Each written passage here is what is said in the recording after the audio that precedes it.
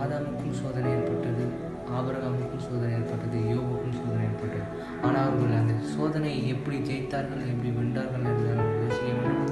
கர்த்தர் நம் வாழ்க்கையில் இன்றைக்கும் ஏதாவது ஒரு சோதனை, ஒரு கஷ்டம் இருந்தால் நம்ம அதை மீண்டு வருவதற்கு தேவனை மட்டும்தான் நாட வேண்டும், தேட வேண்டும் என்று நம்ம யோசிக்க வேண்டும்.